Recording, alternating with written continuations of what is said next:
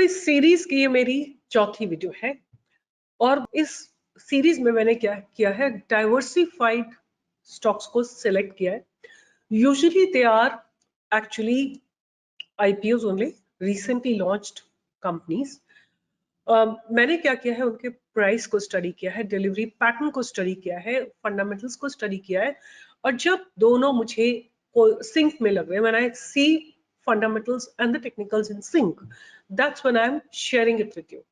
So अब मैं जिस कंपनी की बात करने जा रही हूँ, ये बेसिकली टेक्नोप्लास्ट एरिया में है और ये पॉलीमर बेस्ड मोल्डेड प्रोडक्ट्स बनाते हैं, जैसे पॉलीमर ड्रम्स है, which are used in chemicals, agrochemicals, specialty chemicals, and pharmaceutical companies for their packaging requirement. The business profile of this company is that they are one of the leading manufacturers of rigid intermediate bulk containers, which is called IBC, and with big capacity, like 1,000-liter capacity, and they are industrial grade containers engineered for mass handling, transport, and storage of liquids, semi-solids, pasters, or solids. It also manufactures MS drums made from mild steel, used in the packaging and transport of chemicals, agrochemicals, and specialty chemicals. जो ये बनाते हैं drums वगैरह, ये कहाँ use होते हैं उनकी बात भी कर लेते हैं, और इनकी मैन्युफैक्चरिंग यूनिट कहाँ पे है. इनकी मैन्युफैक्चरिंग यूनिट जो है भरूच में है और दादर नगर हवेली में है, और basically the 7th manufacturing unit is under construction इन गुजरात. अगर हम बात करते हैं कि इनका जो भी ये बनाते हैं, पॉली ड्रम्स बनाते हैं, IBC बनाते हैं, MS ड्रम्स बनाते हैं, इनका रेवेन्यू कितना है, तो सबसे ज्यादा रेवेन्यू इनका आता है पॉलीमर ड्रम से, विच इज अबाउट 51%. दूसरा इनका आता है IBC से, which is about 32%, MS drum से 9% एंड अदर्स से 7.5%. इनके क्लाइंटेल कौन कौन से हैं? पतंजलि, जहां जहां भी केमिकल प्रोडक्ट्स यूज होते हैं वो इनके क्लाइंटेल है. Patanjali, Adani Wilmar, JSW, Deepak Nitrite, Asian Paints, United Phosphorus, GSCL, they have served around 376 clients in the past financial year. Company intends to continue its focus on IBC by expanding its existing capacity by adding a new manufacturing unit. It has acquired land from GIDC, the civil construction work for manufacturing unit. Now, अगर हम बात करते हैं कि किस तरह की company है, ये कंपनी है कुछ 630 करोड़ की इसकी मार्केट कैप है. स्टॉक पीज रफली about 20, ROC is about 31% and ROE is about 35%. बात करते हैं प्रोस की, तो company has good return on equity which is ROE रफली अबाउट 38.7% रिटर्न है 3 साल की. जो इनका कौन है वो ये है कि company might be capitalising the interest cost. अगर इनके कॉम्पिटिटर्स की बात करें तो EPL, AGI green pack, Polyplex, Uflex, Garware, Jindal poly, Huhtamaki, ये इसके पीयर कंपनीज हैं. तो अगर हम इनकी ईयर ऑन ईयर सेल्स की बात करते हैं तो 2020 में इनकी सेल थी 260 करोड़ और 2023 में वही सेल ऑलमोस्ट डबल हो गई है एट अबाउट 480 करोड़. बात करते हैं इनके ऑपरेटिंग प्रॉफिट्स के, आप देख सकते हैं लगातार ऑपरेटिंग प्रॉफिट्स इंक्रीज हो रहे हैं. 2020 18 crore, 2021 30 crore, 2022 42 crore and 2023 50 crore. Operating profit margins are also continuously increasing and there has been a growth in the EPS, except barring this March EPS, the rest EPS were earning per share were really growing very nicely. They have 0% dividend payout. Share capital, fine, that's okay. Borrowings are 56 crores and reserves are basically 76 crores and borrowings are 56 crores. Okay, that's okay.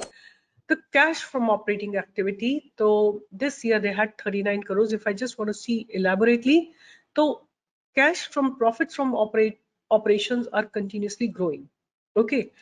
फिर ये लोग क्या कर रहे हैं? They have inventory, some money is deployed there. Receivables are also there. और जहां तक बात करें कैश फ्रॉम इन्वेस्टिंग एक्टिविटी, इन्होंने फ्रेश एसेट्स परचेज किए हैं और they have been continuously buying, और इन्वेस्टमेंट पर फिक्स्ड एसेट्स परचेज की, मतलब कोई प्रॉपर्टी बाय करी है, राइट. और इन्वेस्टमेंट परचेज्ड थोड़ा थोड़ा अमाउंट वहां भी गया है और interest received is 0.26, that's fine. तो इनका ओवरऑल नेट कैश फ्लो है रफली अबाउट 2 करोड़. अगर हम डेटर डेज की बात करें तो there has been a reduction in the debtor days, but जो इंटरेस्टिंग पार्ट है वो ये है कि ROC इज रफली about 30% for the last 3 years consecutively. अब इनके शेयर होल्डिंग पैटर्न की बात करते हैं तो 75% इज रफली with promoters, 3.8% with FIIs and 3.7% with DIIs and public के पास 17.5. अब बात कर लेते हैं इनके प्राइस की कि प्राइस कैसा लग रहा है. सबसे पहले हम बात करते हैं 1 डे टाइम फ्रेम में. तो केवल 2 कैंडल्स बनी है. आज है तारीख 6, नो 2 कैंडल नहीं बनी है. आज है 6 सितंबर. तो ये स्टॉक लॉन्च हुआ था 29 अगस्त को, मतलब करीब 1, 2, 3, 4, 5, 6, 7 दिन पहले, एक हफ्ता पहले ये स्टॉक लॉन्च हुआ था.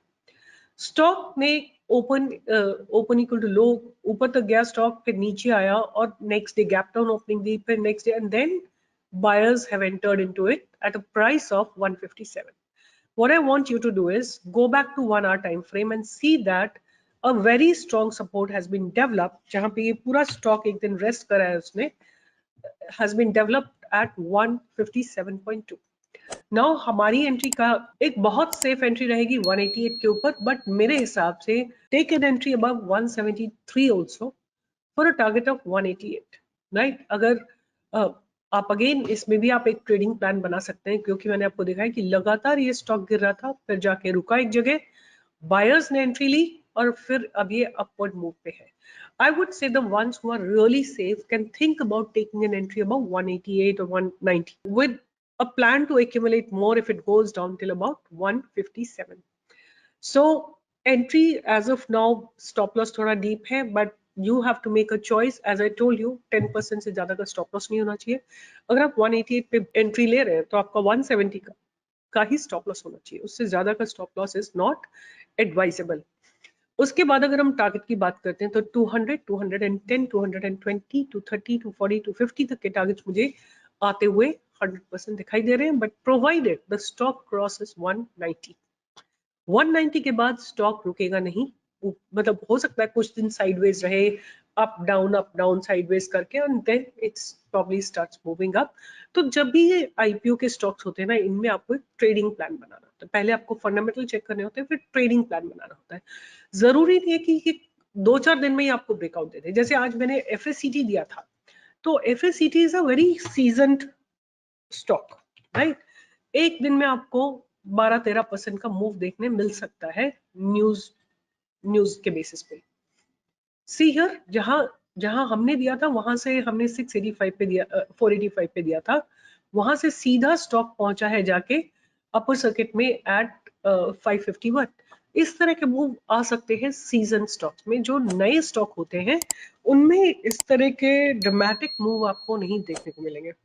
सो इसलिए थोड़ा सा, मतलब आई वुडंट से कि आपको बहुत बड़े बड़े मूव आपको देखने को मिलेंगे, बट ये इन्वेस्टिंग पर्पस का स्टॉक है. आप यहाँ पे 190 पे एंट्री ले सकते हैं, 170 पे और एक्यूमुलेट कर सकते हैं, और अगर ये और नीचे जाता है 155 तक आप इसमें और एक्यूमुलेशन कर सकते हैं. फंडामेंटल्स अच्छे हैं, इसलिए लोअर लेवल पे बाइंग की जा सकती है. और अगर ये ऊपर चला जाता है तो आप डेफिनेटली पहले ब्रेकआउट का वेट करिए, फिर रीटेस्ट का वेट करिए, और अगर रीटेस्ट करने आता है तो दोबारा आप और क्वांटिटी लगा सकते हैं. तो ये मेरा चौथा स्टॉक है इस सीरीज का, पायरामिड टेक्नोप्लास्ट लिमिटेड. इसके फंडामेंटल स्टडी करिए, जहां से भी आप कर सकते हैं. इसके बारे में न्यूज निकालिए, फ्यूचर पढ़िए इनका, ये क्या प्लान करें. आप इनकी वेबसाइट पे जाइए. चलिए इनकी वेबसाइट को भी एक बार देख लेते हैं क्विकली. और अगर आपको नहीं पता है कि कैसे, तो आप सिंपली screener.in पे आइए, वहीं से आप इनकी वेबसाइट पे जा सकते हैं, और ये आपके सामने आ गई इस कंपनी की वेबसाइट. तो इस तरह के कंटेनर्स ये लोग बनाते हैं, and they are the largest manufacturer in India, right. And जितने भी बड़े बड़े केमिकल मैन्युफैक्चरर्स हैं, दीपक नाइट्राइट, पतंजलि और जितने भी हैं, वो सब इनसे ये बड़े बड़े केमिकल कंटेनर्स खरीदते हैं. ठीक है. So this is all about from my side. Hope you like my content. If you like my content, please write in the comment box and like, share and subscribe.